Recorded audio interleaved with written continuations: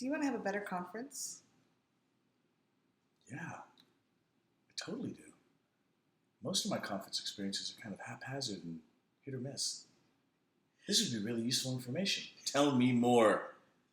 This is Reid from readaboutsex.com. And this is Cathy Bartuli from the intimacydojo.com. And there are ways you can plan ahead to make your conference a really amazing experience. Yeah, this also goes for those of you who are like, I don't go to conferences. Weekend retreats, seminars, festivals, things like that as well. Yeah. So I like that you recommend people get things lined up ahead of time so they know that their partners, if they have partners or things, are all taken care of at home. Yeah. Basically, if you're going to leave base camp, if you want to consider your home as base camp and climb the mountain of awesome conference-ness, make sure everything's set at base camp. Have a date night before you leave with your partners. If you're single, go have a Skype date or, hang out with your friends. Whatever you need to do to feel like everything's handled. And also, pack ideally the few days before so that you're not rushing out the door thinking that you forgot things. Prepping can get you a long way towards having a better conference. For those of you who are on a budget or, who are basically have dietary restrictions, prepping ahead of time what your food's going to be for the conference or the retreat and the festival. Thanks. Those things can be really useful because then you arrive at the conference and you have your food stuff handled. Yeah. Even if you don't have that, I love having a couple of granola bars in my bag because sometimes you just get talking, you miss lunch, or the line is really long. Yeah, or you stay up super late the night before, you wake up hungover, and kind of have to rush out the door to get to your first meeting of the day, so you end up skipping breakfast. Having little things like that prepared are super useful. I'm also a big fan, if you can, a lot of you are super busy, rest up before you go to the conference. You're not going to sleep there. Yeah, assume that you're going to have such a great time that you're going to stay up late, geeking out and having lots of brain sex with people.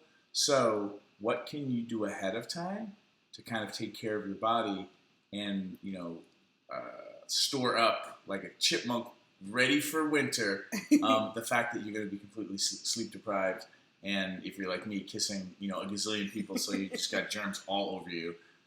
What can you do to reboot and reinforce your immune system, take care of your mental and psychological health so that you can really have a great conference and enjoy yourself, which is kind of at least most of the point of going to conferences, I think. I think it really helps too for sleep-wise, especially if you're sharing a room with someone you may or may not have shared a room with before. Bring some earplugs and an eye mask so that if they're coming in and out of the room late as well, you can get the few hours sleep you can get. Mm-hmm. If you're a really light sleeper, I would suggest buying a motorcycle helmet and wearing that and putting the visor down. That's so helpful. Yeah, and it'll scare the hell out of your roommates. Awesome. Motorcycle helmet or not, drink lots of water. A lot of us we may be dehydrated from drinking. We're just tired. That when you drink a lot of water, it helps clean your system out and it gives you more energy. You actually will feel more awake. Yeah, and you can start the rehydration a few days before you go to a conference. And this sounds really silly. I mean, all these tips, trust us, we go to a lot of conferences. Anything that you can do to get that 10, 20, 40% more presence, more energy, better note-taking, you end up learning more and enjoying the experience more, so that over the course of your lifetime, going to conferences, especially if you're educators that do this professionally, you don't start associating conferences with, oh my God, my life is hell. Yeah. Trust us on this. Super useful to do this. And my last tip for those of you who are super on a budget, and for those of you who fast well, it's a crazy tip, but it actually works really well.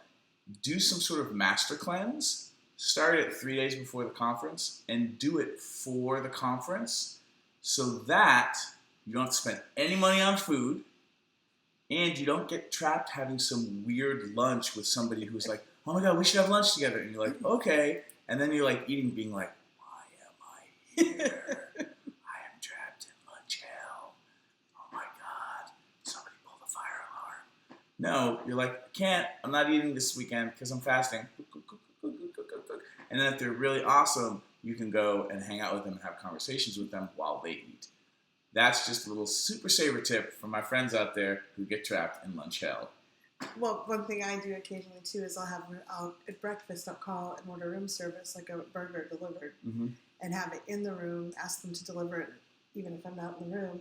Walk back to the room and there's a burger waiting in the room. Yeah, that can save you time too, especially if you're at a big event where there's tons of people and then there's waiting lines everywhere at the restaurant. I don't fast well, so that's a good solution for me. Okay, I think that's good. Yeah, let us know what your tips are, what's worked for you, or what problems you've run into. What makes for a better con for you? And that's CON, not CHAN.